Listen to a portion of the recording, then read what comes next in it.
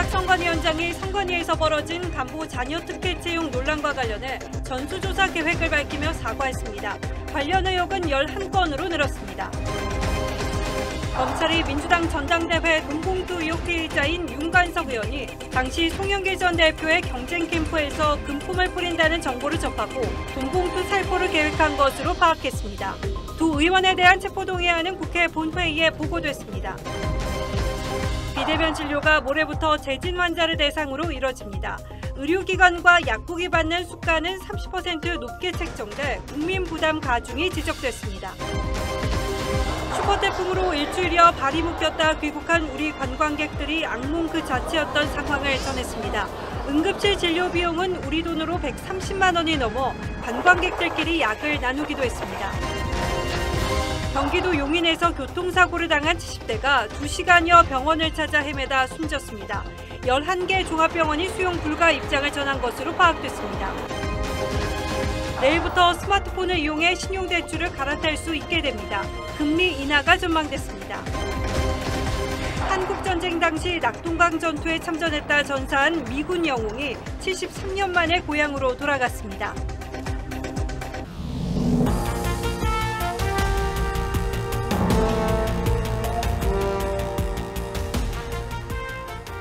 시청자 여러분 안녕하십니까? 뉴스9의 신동욱입니다. 지난 몇 년 사이 우리 사회의 가장 큰 화두는 공정과 상식이었습니다. 하지만 그 어떤 기관보다 공정과 중립, 투명한 행정을 최우선 가치로 삼아야 할 중앙선관위에서 일어난 일들을 보면 우리가 헛구호를 외쳤다는 허탈감을 떨치기 어렵습니다. 고위직들의 자녀 특혜 채용 의혹이 잇따라 불거지면서 신뢰가 생명인 선관위의 존립 자체가 위태롭게 됐습니다. 선관위는 지난해 대선 당시 속구리 투표 논란이 불거졌을 때도 북한으로부터의 해킹을 방치했다는 의혹이 제기됐을 때도 알아서 하겠다며 고집을 부렸는데 왜 그랬는지 짐작이 어렵지 않습니다. 결국 오늘 노태학 중앙선관위원장이 국민들에게 고개를 숙였습니다. 하지만 늦어도 한참 늦은 사과이고 문제가 무엇인지 이제는 제대로 파악했는지 국민들의 의구심은 오히려 커지고 있습니다. 고이동 기자가 보도하겠습니다. 여권에서 위원장님 책임론과 사퇴 촉구 얘기가 나오는데 어떻게 생각하시나요? 국민께 심려를 끼치도록 송구스럽게 생각을 합니다. 긴급회의를 소집한 노태학 중앙선거관리위원장이 특혜 채용 의혹이 불거진 지 20일 만에 사과했습니다. 그러면서 선관위 전 직원에 대해 전수조사를 하겠다고 했습니다. 현재까지 특채 의혹이 불거진 고위직은 사의를 표명한 박찬진 사무총장과 송봉섭 사무차장을 포함해 11명입니다. 하지만 자체 조사로는 한계가 있다는 지적이 나옵니다. 선관위는 60년 역사에서 단 한 번도 외부 감사를 받지 않았는데 지난해 3월 TV조선의 김세환 당시 사무총장의 아들 특혜 인사 의혹 보도 때도 특별감찰 결과 문제가 없다고 결론낸 바 있습니다. 고위직 자녀의 채용비리 의혹이 불거진 뒤에도 특혜는 없었다고 주장했지만 아빠 철살입니까? 아닙니다. 책임을 지는 건 사퇴를 포함하시는 거죠? 그렇습니다. 네.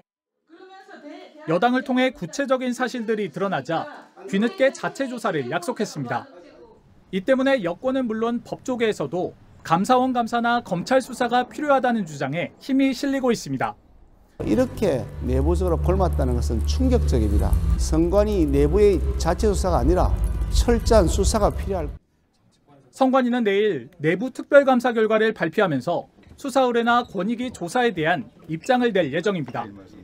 TV조선 고이동입니다. 예, 보신 것처럼 노태학 위원장은 선관위 직원 자녀 특혜 채용 의혹에 대한 전수조사를 발표했습니다. 하지만 문제는 조사를 선관위에 맡길 수 있느냐 하는 거겠죠. 그동안 선관위가 해온 행태를 보면 선을 넘어도 한참 넘은 곳이 하나둘이 아닙니다. 저희 취재진이 특혜 의심을 받는 한 선관위 고위직 자녀의 자기소개서를 살펴봤는데 당시 민주당 대선 주자였던 이재명 경기도지사로부터 표창장을 받은 사실을 2차례나 강조하기도 했습니다.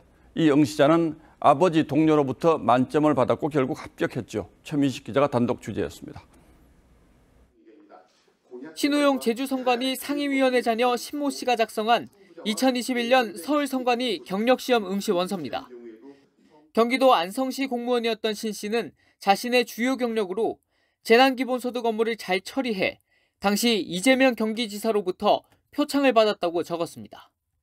응시원서는 2021년 10월에 작성됐는데 당시 이 지사는 더불어민주당의 대선 후보로 선출돼 지지율 1위를 달리고 있었습니다. 신 씨는 2주 뒤 진행된 면접 시험에서 아버지의 동료였던 선거과장 이모 씨로부터 만점을 받았고 2021년 12월 합격했습니다. 이후 신 씨는 합격 7개월 만에 이례적으로 7급 공무원으로 고속 승진했습니다.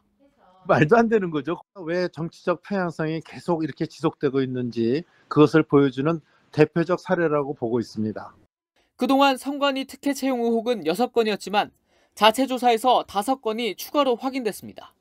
자녀 채용 사례가 최소 11건 확인된 건데 전수조사가 끝나면 더 늘어날 가능성도 있습니다.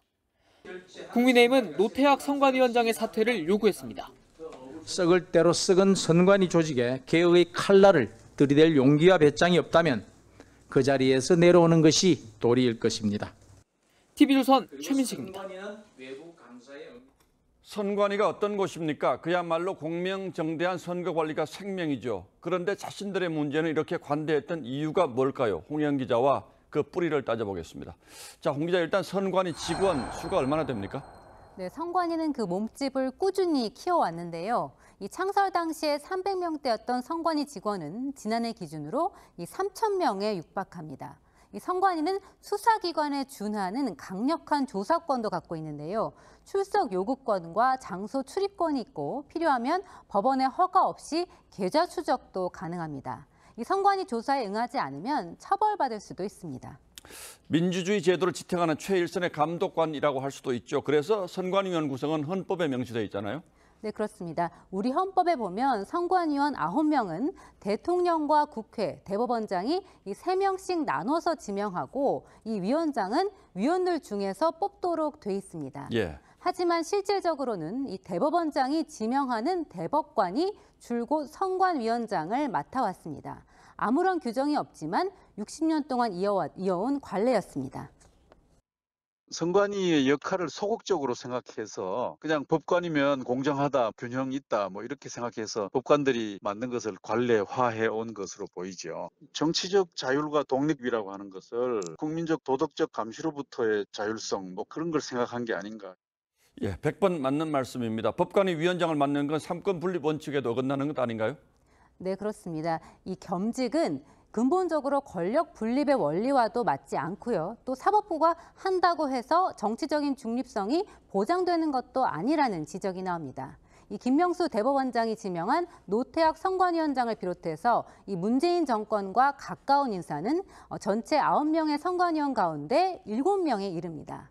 이 문 전 대통령은 자신의 캠프에서 특보로 활동한 조혜주 씨를 상임위원으로 임명해서 보수와 진보 양쪽에서 비판을 받았고 이 김명수 대법원장은 우리법 연구회 출신 코드 인사로 문제가 됐습니다. 실제로 최근 선거 때는 선관위의 편파 논란도 끊이지 않았죠? 네, 그렇습니다. 지난 2021년이었죠. 이 서울시장 보궐선거 당시 야당인 국민의힘과 여성단체가 내걸려던 이 내로남불과 보궐선거 외화조라는 현수막을 선관위가 막았습니다. 이 특정 정당을 떠올릴 수 있다는 이유였는데요. 기호 1번을 상징한다는 논란이 일었던 한 방송사의 캠페인은 문제 삼지 않아서 이 선관위 스스로가 논란의 당사자가 되기도 했습니다. 자, 이런 문제 근본적으로 해결하려면 선관위원 임명 방식부터 뜯어 고쳐야 하는 거 아닐까요? 네, 맞습니다. 하지만 개헌을 해야 하는 사안이어서 쉽지가 않습니다. 대신 최소한 감사원이든 국회든 이 선관위도 외부 감사를 받도록 하고 또 내부 행정정보가 투명하게 공개되도록 제도를 둬야 한다는 게 전문가들의 지적입니다.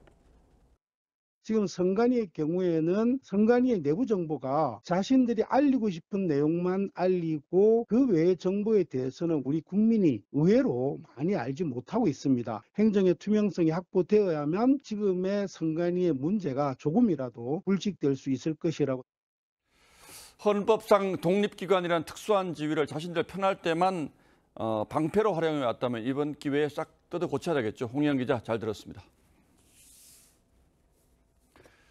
지난 2020년 종편 재성인 심사 점수 조작에 관여한 혐의로 재판에 넘겨진 한상혁 방송통신위원장이 결국 면직 처리됐습니다.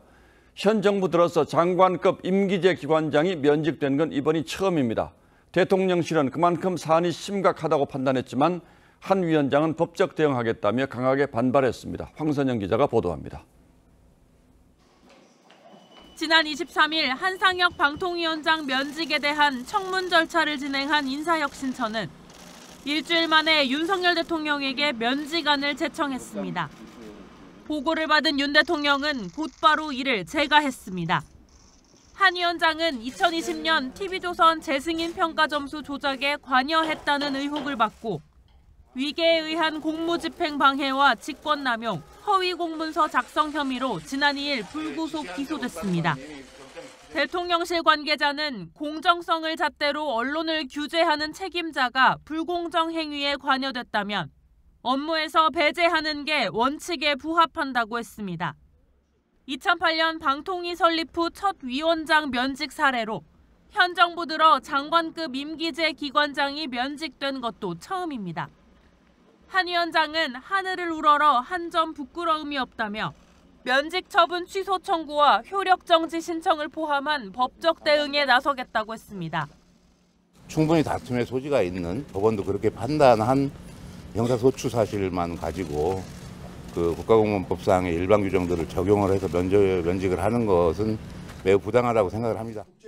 윤 대통령은 다음 달 후임 방통위원장을 인선할 걸로 보이는데 이명박 정부 홍보수석을 지낸 이동관 대외협력특보가 유력하게 거론됩니다.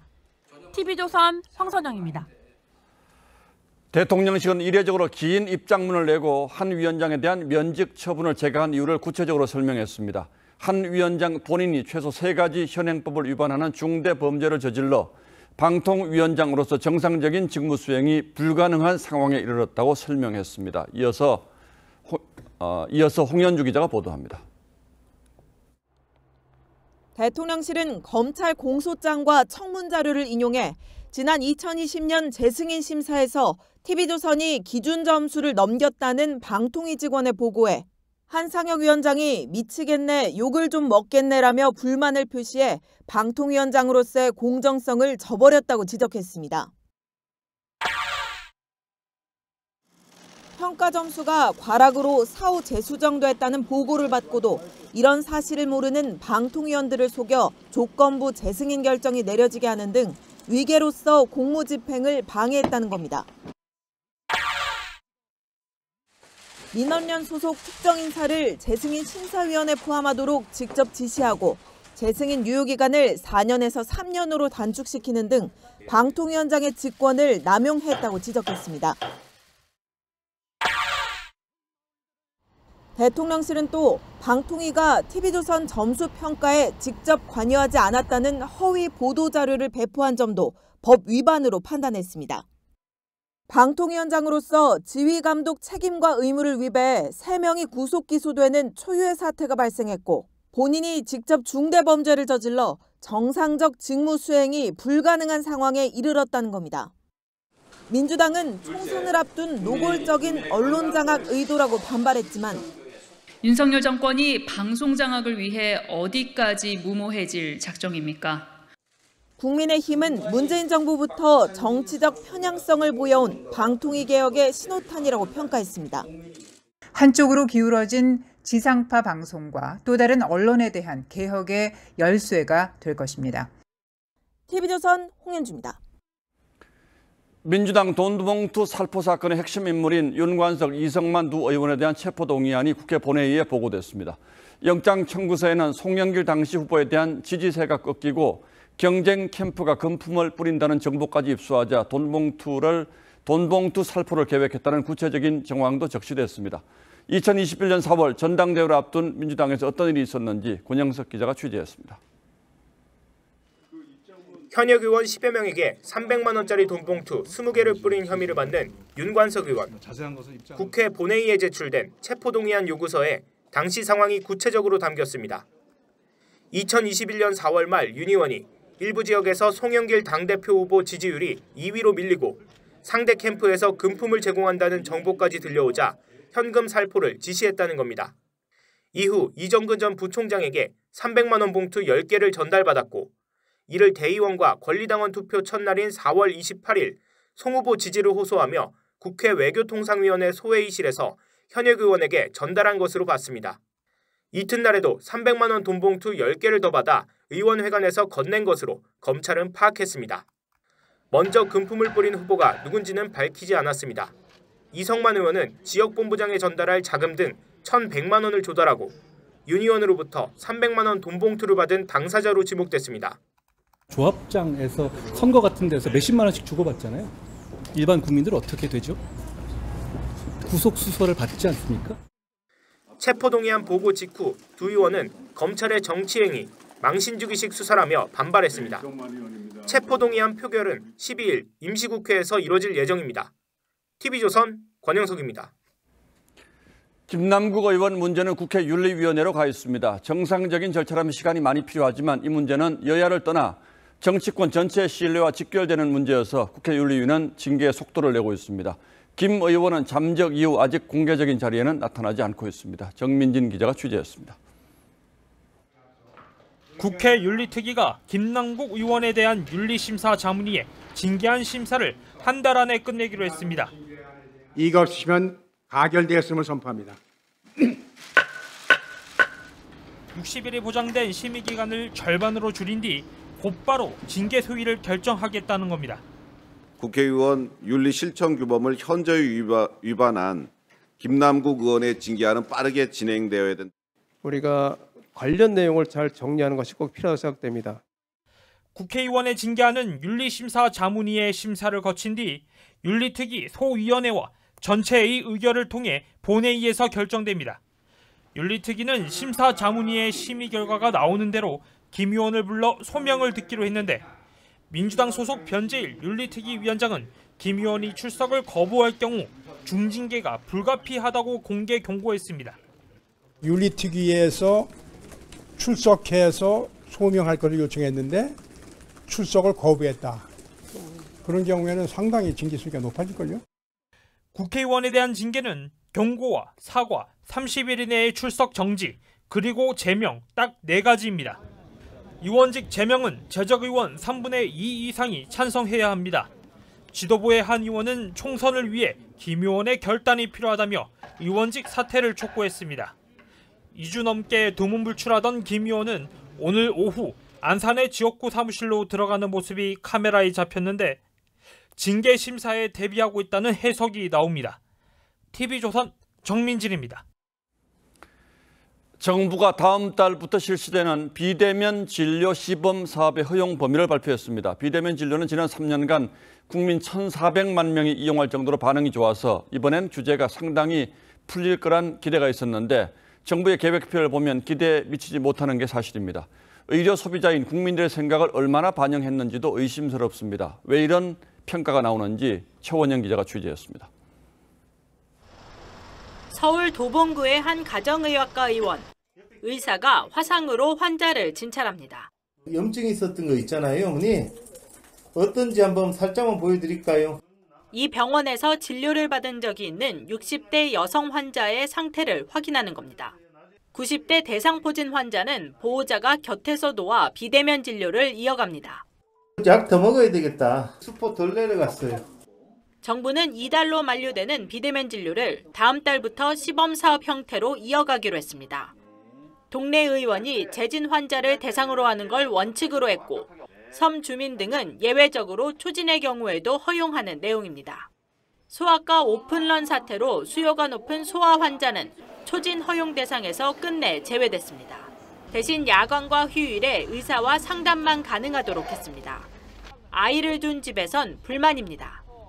특히 금요일이나 토요일 아프면 정말 당황스러워요. 소비자들의 호응이 컸던 약 배송도 원천적으로 금지됩니다. TV조선 최은행입니다. 예를 들어보죠. 소아과 대란을 겪는 부모 입장에선 상담은 되고 처방은 안 된다는 설명 선뜻 이해가 안 되실 겁니다. 병원에 가지 않고 비대면 진료를 받았는데 일반 진료보다 오히려 비용이 비싸다는 것도 과연 적정한 것인지 국민 부담만 커질 거란 얘기가 나올 수밖에 없죠. 이러다 보니 비대면 진료를 준비해온 플랫폼 업계는 사실상의 사망 선고라며 강하게 반발하고 있습니다. 계속해서 차정성 기자가 보도합니다. 비대면 진료 중인 의사의 진찰실엔 컴퓨터 한 대면 충분합니다. 여기 따끔따끔 아프다고 써주셨는데 이 증상 말고 다른 증상도 있으실까요? 고가의 의료 장비나 간호 인력은 보이지 않습니다. 대면 진료를 하는 의사보다 비용이 훨씬 적게 드는 겁니다. 그런데 정부는 대면 진료보다 수가를 30% 비싸게 책정했습니다. 오진 위험성이 크다는 의료계 주장을 받아들인 겁니다. 하지만 지난 3년간 국내에서 발생한 환자 안전사고 총 2만 6천여 건 중 비대면 진료 분야의 사고는 5건에 불과합니다. 적합한 처방을 받은 것도 아닌데 수가가 올라간다고 하면 이중으로 사실은 돈을 내게 되죠. 국회에서도 환자가 병원을 이용하지 않으니 수가를 낮추는 게 당연하다는 지적이 나왔습니다. 현재 보험수가보다 더 받는다라는 거는 이제 비합리적이죠. 초진 환자를 제외하는 등 규제가 적지 않자 비대면 진료 업계는 강하게 반발했습니다. 사망 선고라고 말씀드릴 것처럼 정말 지금까지 이용했던 이용자분들이 이용을 못하게 되는 상황입니다. 복지부 관계자는 시범사업기간을 거친 뒤 수가 조정 여부를 검토하겠다고 했습니다. TV조선 차정승입니다. 우리 사회 곳곳을 돌아보면 국내 인력만 가지고는 이제 도저히 버텨나갈 수 없는 곳이 많습니다. 대표적인 곳이 저희가 지난주 집중적으로 보도해드린 육아도우미, 간병인, 어선 근로자 등이죠. 특히 외국인 가사도우미는 저출산 극복과 여성 인력 활용을 위해서도 반드시 필요하고 저희 보도 이후 윤석열 대통령이 적극적인 검토를 지시한 바 있습니다. 이에 따라 정부가 오늘 관계부처 회의를 열었습니다. 어떤 내용이 논의됐는지 이태희 기자가 취재했습니다. 윤석열 대통령이 외국인 가사도우미 도입 검토 지시를 내린 지 일주일 만에 정부가 오늘 관련 규제를 완화하겠다는 계획을 밝혔습니다. 외국인 가사 노동자에 관해서는 여러 사회적인 수요가 있는 것도 사실입니다. 규제 완화 등에 관해서 현재 추진 또 검토를 하고 있는데 정부 관계자는 외국인 비자, 최저임금 적용 등 모든 쟁점이 규제 완화 대상이 될 수 있다고 했습니다. 관계부처들도 오늘 처음으로 머리를 맞대고 제도 개편 방안을 논의했습니다. 고용노동부 주재로 진행된 회의엔 법무부와 복지부, 서울시 등이 참석했는데 싱가포르를 포함해 세계 각국 가사도우미 제도의 장단점을 따져보고 도입 가능성을 검토한 것으로 알려졌습니다. 특히 외국인 가사도우미에 최저임금법을 적용해야 하는지 여부를 두고 관계부처 간 논의가 뜨거워질 전망입니다. 230만 원 되는데요. 한 달 벌어서 몽땅 가사도우미한테 주는 겁니다. 이럴 바엔 일 접죠. 정부는 앞으로 외국인 가사도우미 도입을 위한 관계부처 회의를 이어가면서 수요 조사에도 나설 계획입니다. TV조선 이태희입니다. 슈퍼태풍으로 괌에 일주일여 발이 묶였던 우리 여행객이 어제에 이어 오늘도 속속 귀국하고 있습니다. 귀국은 내일 마무리될 것으로 보이는데요. 이 관광객들은 병원을 가려고 해도 진료비가 우리 돈으로 130만 원이 들어서 쉽지 않았다면서 서로에게 의지하며 악몽 같은 일주일을 버텼다고 전했습니다. 박한솔 기자가 취재했습니다. 괌 여행객을 태운 국적기가 인천공항에 착륙합니다. 여행객이 입국장에 들어서자 기다리던 가족을 부둥켜 안고 안도합니다. 마침내 귀국해 집으로 돌아가게 됐지만 태풍 마와르가 가져다준 고통은 아직도 생생합니다. 물이랑 에어컨이 안 되니까 에어컨이 안 나와. 네, 방이 30도 정도 되는데 바람도 안 들어오고 엘리베이터를 사용을 못하니까 걸어서 20층까지 왔다 갔다 했어요. 그게 제일 고통스럽고. 고립됐던 여행객 중 2천여 명은 SNS 단체 대화방을 통해 정보를 나누고 서로 도왔습니다. 여기에도 당뇨 고혈압 환자는 약이 떨어져도 구할 방법이 없었다. 새벽에 병원을 가면 $1,000, 우리 돈 약 130만 원이 들었다 등 고생담이 이어졌습니다. 하루에 한 시간 딱 씻게 해주시더라고요. 아, 하루 1시간요? 네. 근데 4일 동안 안 나오는 호텔도 있어요. 괌을 출발한 첫 비행기가 어젯밤 9시쯤 인천공항에 도착한 이후 오늘 밤 9시까지 모두 3,300여 명이 귀국했습니다. 내일이면 이들 입국은 모두 마무리될 전망이지만 일주일간 괌에서의 악몽은 쉽게 지우기 힘들어 보입니다. TV조선 박한솔입니다. 교통사고를 당한 70대 환자가 중환자실을 찾지 못해서 2시간 동안 헤매다 끝내 숨졌습니다. 이 사고 당시 이 환자는 경찰과 의사소통이 될 정도였다는데요. 어떻게 이런 일이 벌어졌는지 구자영 기자가 취재했습니다. 공터에 서 있던 자동차가 후진하더니 길 가던 70대 남성 A씨를 그대로 들이받습니다. 오늘 새벽 0시 반쯤 보행자와 차가 함께 다니는 용인의 한 혼용도로에서 난 사고입니다. 의식도 있으셨어요. 말도 하셨고 경찰분한테 자기 이름 얘기하셨고. 출동한 119 구급대가 뇌출혈을 의심하고 인근 대형 병원 11곳에 환자 이송을 시도했지만 중환자실 병상이 없거나 수술이 어렵다는 이유로 모두 퇴짜를 맞았습니다. 전혀 없었고요. 중환자실 시대면 환자가 죽으면 이렇게 계셨고. 응급처치마저도 사고 현장에서 26km 떨어진 2차 의료기관에서 받아야 했고 환자 수용이 가능한 곳은 70km 떨어진 의정부의 한 병원뿐이었습니다. 119 구급대가 의정부로 긴급 이동했지만 이미 2시간 넘게 흘렀고 A씨는 병원 도착 10분 전쯤 심정지를 일으켜 끝내 숨지고 말았습니다. 경기도는 이송 과정과 당시 병상 상태 등 골든타임을 놓친 경위조사에 착수했습니다. 지난 3월 대구에서도 응급실을 찾아 헤매던 10대 여학생이 끝내 치료를 받지 못한 채 숨졌습니다. TV조선 구자영입니다. 네, 국내에 있는 외국인 학교에는 외국인 학생뿐 아니라 외국에서 생활하다가 귀국한 내국인 학생도 함께 재학하는데요. 서울의 한 외국인 학교에서 외국인인 교장이 한국인 학생을 차별했다는 의혹이 제기됐습니다. 이를 항의하러 온 학부모에게는 영어를 못 알아듣겠다는 비아냥 섞인 발언까지 했다는데요. 그럼 학생의 어떤 차별이 이뤄진 건지 박재훈 기자가 설명드리겠습니다. 해외에서 생활하다 지난 2016년 귀국한 15세 오모군. 서울의 한 외국인 학교에 4년째 다니고 있는데 지난 15일 석연치 않은 이유로 교실에서 1시간 넘게 쫓겨나 있어야 했습니다. 체육 시간 후 교복으로 갈아입지 않았다는 이유에서입니다. 당일 오군이 실수로 교복을 가져가지 않았는데 호주인 A 교장이 오군을 교장실로 불러 테이블에 1시간 10분가량 앉아있게 했다는 겁니다. 네가 유니폼이 없으니까 너네 부모님이 유니폼을 가져오지 않는 이상 너는 수업에 못 들어간다 해가지고 나흘 뒤 A 교장은 오군이 신고 있던 신발을 압수했습니다. 특정 브랜드를 금지한다는 이유였는데 같은 신발을 신고 있던 외국인 여학생에겐 아무 조치도 취하지 않았습니다. 그럼 맨발로 가야 되냐라고 했더니 나는 상관없다. 내가 상관할 일이 아니다라고. 학교를 찾아간 오군의 부모에게 교장은 비아냥대는 듯한 태도를 보였다고 합니다. 영어의 어떤 발음이나 억양을 문제 삼는 듯한 비웃는 듯한 그런 제스처와 표정을 지으면서 당신이 하는 말은 이해를 못하겠어. A 교장은 연락이 닿지 않았고 학교 측은 사실관계 확인이 필요하다고 밝혔습니다. TV조선 박재훈입니다. 경찰이 한동훈 법무장관의 개인정보 유출 의혹과 관련해 MBC 기자를 압수수색했습니다. 경찰은 지난해 인사청문회 자료가 새어나간 것으로 보고 MBC와 국회 사무처도 강제수사 대상에 포함했는데요. 압수수색 과정에서 MBC 노조와 경찰이 대치하는 상황도 벌어졌습니다. 정은하 기자가 보도합니다. MBC 사옥에 경찰 수사관이 들어갑니다. 지난해 국회 인사청문회 당시 한동훈 법무부 장관 개인정보가 유출된 것과 관련해 경찰이 강제 수사에 착수한 겁니다. 개인 기자의 혐의에 대한 증거물을 발견하러 온 겁니다. 경찰은 MBC 기자 임모 씨가 한 장관의 주민등록 초본 등 문건 유출에 관여한 것으로 보고 집과 MBC 사무실을 압수수색했습니다. 노조 측은 부당한 방송 장악이라고 반발했습니다. 보도국에 온갖 중요한 취재 정보들이 가득한 보도국을 압수수색한다는 것 자체가 명백한 과잉 수사다라고 생각합니다.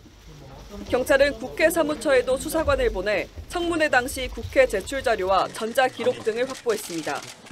한 장관은 경찰 강제 수사는 합당한 법 집행이라는 입장을 밝혔습니다.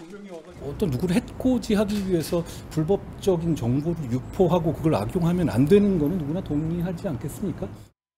경찰은 압수수색 자료를 분석해 국회 자료의 외부 유출 경위를 파악하고 관련자들을 소환 조사할 예정입니다. TV조선 정은하입니다. 최근 잇따른 전세 사기를 보면 공인중개사와 사기범이 짬짬이를 이룬 경우가 많았는데요. 관련해서 특별 점검이 이루어졌습니다. 수도권에서만 악덕 중개사가 100명 가까이 적발됐습니다. 이들은 무등록 상태에서 영업하거나 뒷돈을 받고 계약을 중개했습니다. 김인하 기자입니다. 주택 2,700여 채를 짓고 세입자 보증금을 가로챈 전세 사기꾼 남모 씨와 공모했던 한 부동산. 유리창에 임대문이 현수막이 붙어 있고 잠긴 문 위엔 내용 증명이 빼곡합니다. 남모 씨 소유의 주택을 중개했던 또 다른 부동산도 사기 피해가 드러난 뒤 폐업해 지금은 다른 상점이 들어섰습니다. 사기에 가담한 이들은 남 씨에게 급여를 받고 시세보다 비싼 전세 계약을 중개했습니다. 건축적에 고용된 사실을 숨긴 채 피해자들로 하여금 전세 계약을 체결하도록. 나쁜 집주인의 전세 매물을 소개한 공인중개사는 이들만이 아닙니다. 정부가 악성 임대인의 집을 중개한 수도권 공인중개사를 점검한 결과 99명이 108건의 위법 행위를 저지른 것으로 나타났습니다. 이들은 중개업소를 등록하지 않고 불법 영업하거나 리베이트를 받고 전세 계약을 유도했습니다. 피해자들은 예비 세입자와 선량한 중개사들의 피해를 막기 위해 이런 악성 중개사의 관리와 단속을 엄격하게 해야 한다고 주장합니다. 그 구청에서 이제 영업 정지는 내렸지만 거기에 있던 뭐 중개사, 중개 보조원들이 그냥 다른 동네 가가지고 또 개업해서 영업하시고. 정부는 적발된 53건의 위반 행위를 수사 의뢰하고 안심전세 앱을 통해 공인중개사의 과거 이력 확인도 가능하게 할 방침입니다. TV조선 김윤아입니다. 지하철에서 여성 승객을 불법 촬영한 남성이 붙잡혔습니다. 이 남성은 휴대전화로 사진 찍을 때 나는 찰칵 소리를 없애기 위한 프로그램도 설치했는데요. 휴대전화에는 불법 촬영된 사진이 4만 장 저장돼 있었습니다. 조유진 기자입니다. 경찰관 2명이 지하철 역사 계단을 황급히 뛰어내려갑니다. 잠시 뒤 검은 옷차림의 남성이 끌려 나옵니다. 지하철에서 여성 승객 신체를 불법 촬영한 40대 남성 A씨가 현행범으로 체포된 겁니다. 사건이 발생한 건 22일 오후 5시 10분. 지하철 5호선 마천행 열차 안에서 한 남성이 수상한 행동을 한다는 신고가 콜센터에 접수됐습니다. 영무원은 경찰에 신고한 뒤 지하철을 정차시키고 출동한 경찰과 함께 해당 남성을 붙잡았습니다.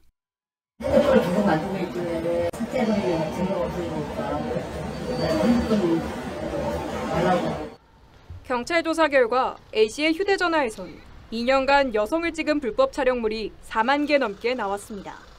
피해 여성 가운데는 미성년자와 외국인도 상당수 포함된 것으로 파악됐습니다. A씨는 휴대전화 사진 촬영 시 소리가 안 나도록 해 피해자가 눈치채지 못하게 했습니다. 국내 시판 휴대전화는 관련 규정에 따라 카메라 촬영 시 이처럼 꼭 소리가 나야 하는데 A씨는 이 같은 무음 카메라 앱으로 불법 촬영을 해왔습니다. 경찰은 A씨를 상대로 구체적 범행 경위를 조사한 뒤 구속영장 신청 여부 등을 결정할 계획입니다. TV조선 조유진입니다.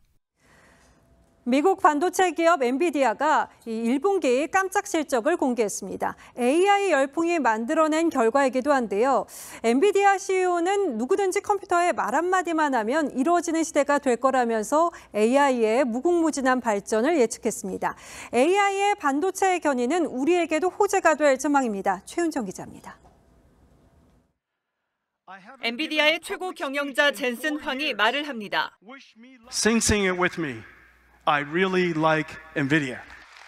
이 말을 노래로 만들어 달라고 하자 AI 프로그램이 즉석에서 바로 리듬을 넣어 노래로 만듭니다. Yeah, sing it with me. I really like NVIDIA.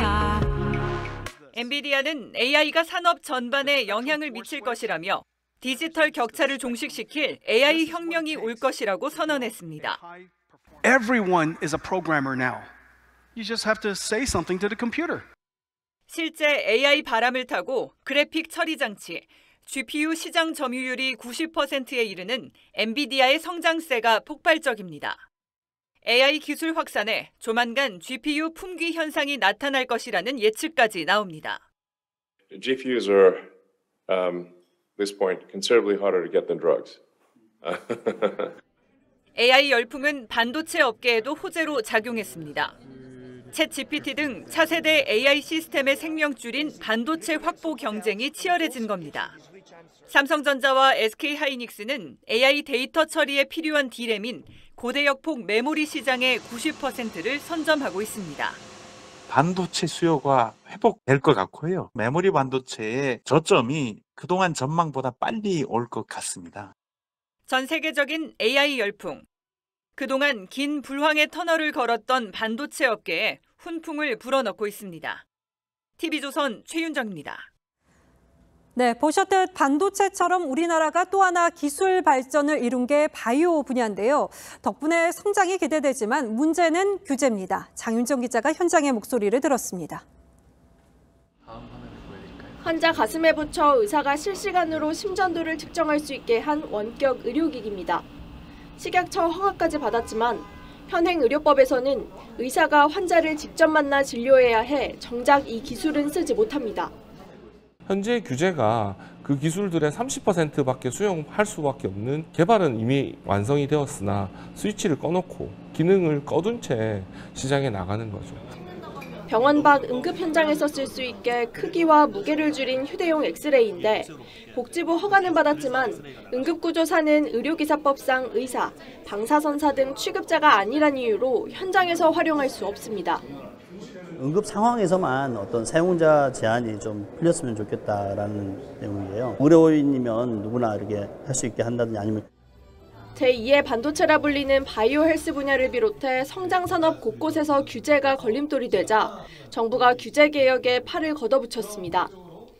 고질적인 규제, 특히 신산업 부분에 있는 규제들을 중심으로 매달 진행할 예정입니다.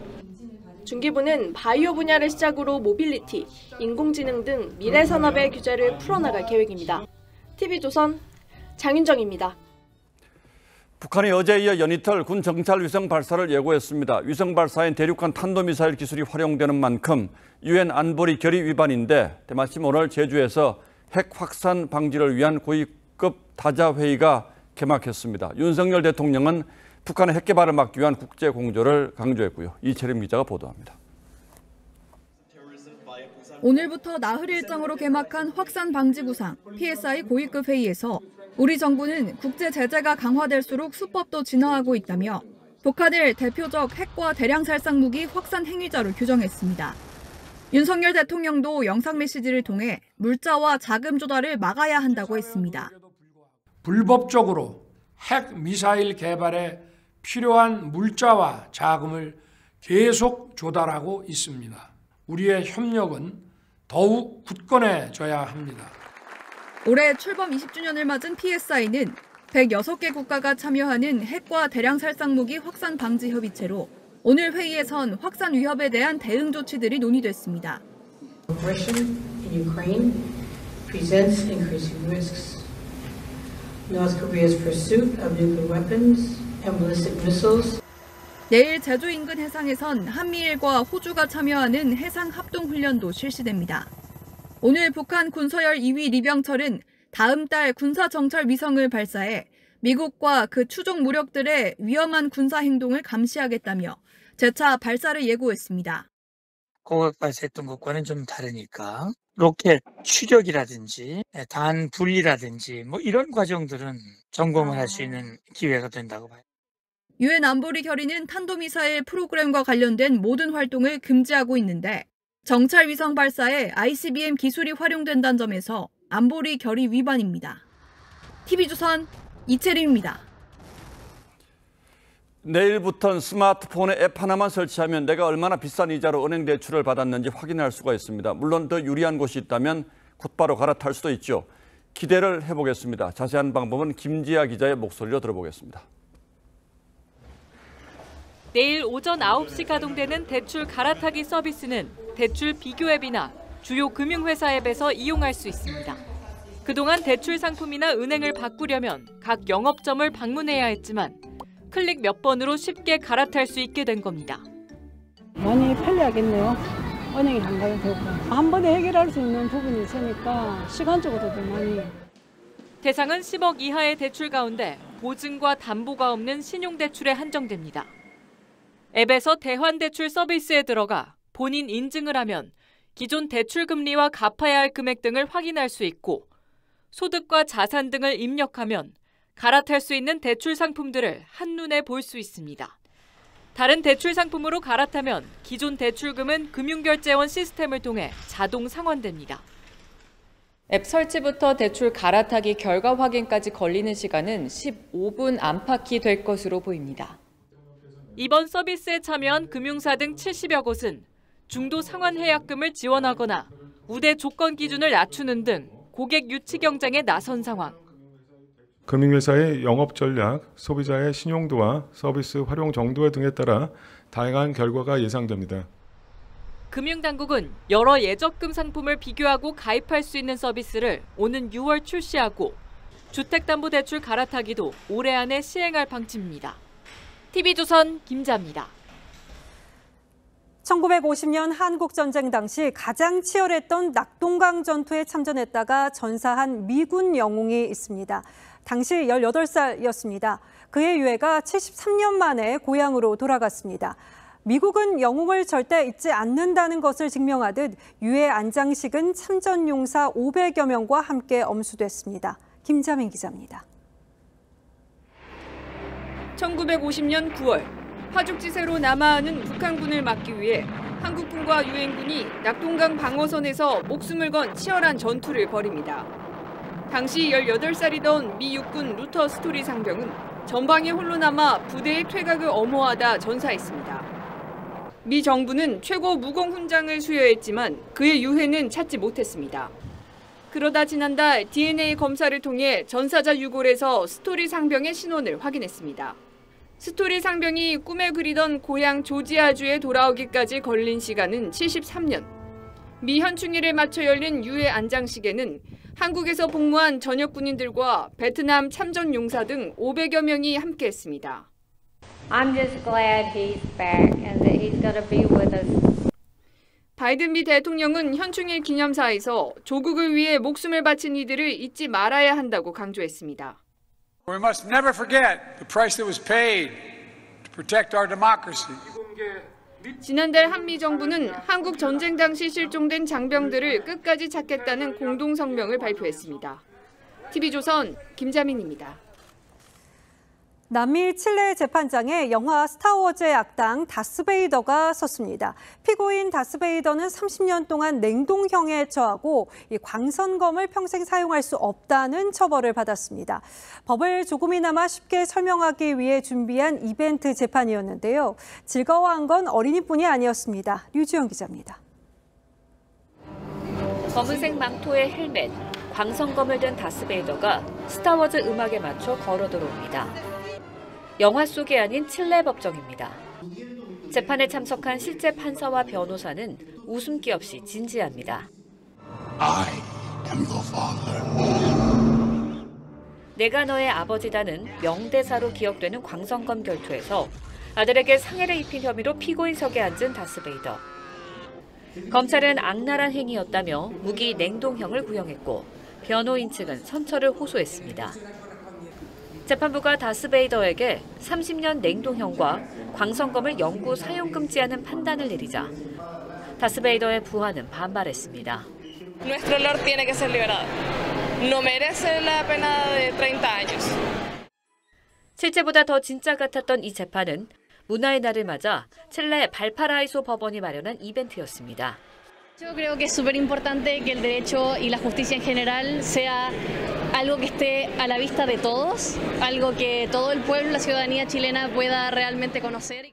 다스베이더는 중형을 선고받았지만 어린이를 포함한 수많은 방청객들은 뜻밖의 즐거운 시간을 보냈습니다. TV조선 류주현입니다. 최근 막을 내린 칸 영화제의 대미를 장식한 영화는 픽사의 애니메이션 엘리멘탈이었는데요. 화제로 떠오른 영화의 중심에는 한국계 감독 피터 손이 있었습니다. 박소영 기자가 만나고 왔습니다. 이민자의 이야기를 그린 영화 엘리멘탈. 픽사의 최고작이라는 평가를 받고 있는 이 영화의 연출자는 한국계 피터손 감독입니다. 1970년대 한국을 떠나 미국에 정착한 부모님의 이야기가 그대로 영화의 뼈대가 됐습니다. And why did you leave Korea? And so I started researching with him 어머니 아버지 at a ceremony about all the sacrifices that they made. And so that idea was the heart of the film. 이민자 가정의 자녀로서 그 역시 성장 과정에서 혐오와 차별을 경험해야 했습니다. 하지만 다름을 이해하려 노력하는 동안 차이를 뛰어넘어 우정을 쌓을 방법도 고민할 수 있었습니다. Wanting my kids to see that people can come together in different ways and that there's a beauty to it so that they have a strong confidence in who they are. 픽사 최초의 한국계 감독. 픽사 내에서 애니메이터로 성우로 또 감독으로 활약하며 마음껏 재능을 펼치고 있지만 지금 이 순간 그는 돌아가신 부모님이 가장 보고 싶습니다. I don't know. I would hope that they're proud. I would hope that they could see that it was how thankful that my brother and I. TV조선 박소영입니다.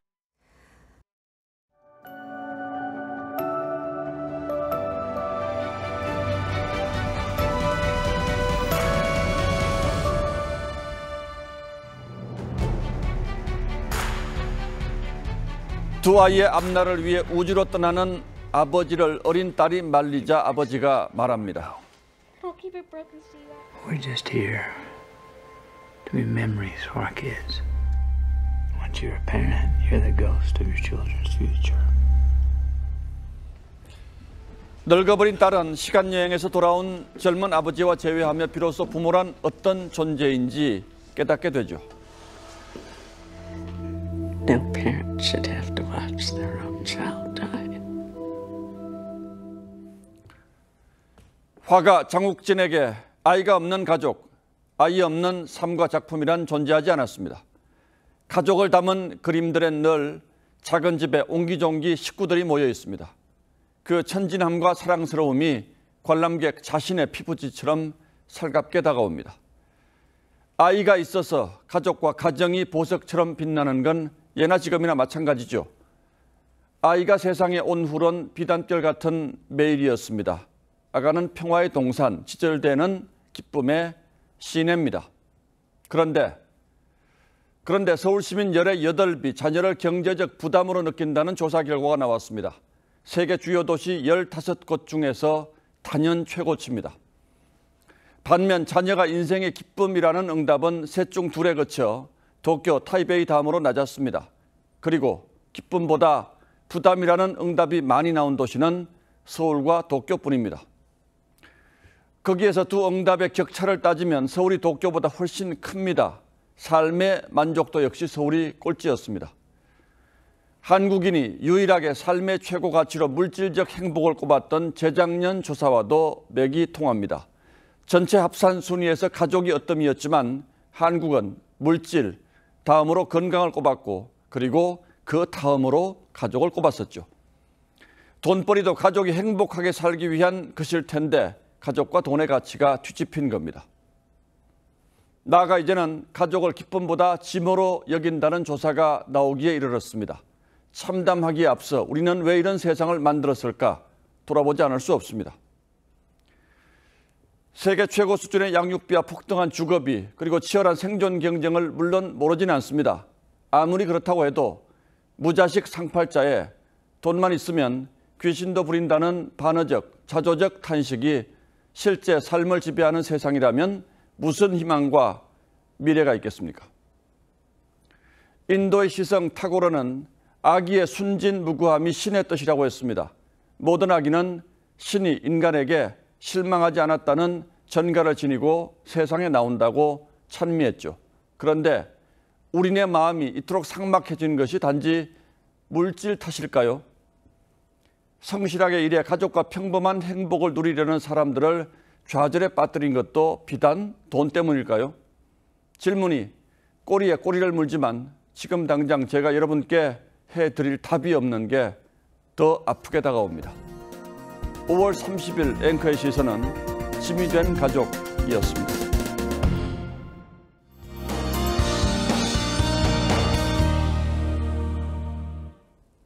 제주와 남해안에서는 비가 장기간 이어지고 있습니다. 주 후반까지 비 소식이 잦을 것으로 보여 각종 안전사고에 유의하셔야겠는데요. 내일 새벽까지도 전남 남부로는 5에서 20mm, 경남 서부 남해안으로는 5mm 미만의 비가 예상되고요. 내일 아침까지 제주로는 최고 60mm의 비가 더 내리겠습니다. 또 밤사이 내륙 곳곳에서 가시거리 1km 미만의 안개가 끼겠습니다. 안전을 위해 서행 운전해 주시고요. 아침부터는 차차 맑은 하늘 을 보실 수 있겠습니다. 내일도 서울과 광주가 28도까지 오르면서 예년을 웃도는 낮더위가 이어지겠고요. 전국적으로 볕도 강하게 내리쬐겠습니다. 특히 남해안에서는 자외선 지수 위험 수준까지 오르겠는데요. 한낮에는 되도록 실내에 머물러 주시고요. 자외선 차단에도 신경 쓰셔야겠습니다.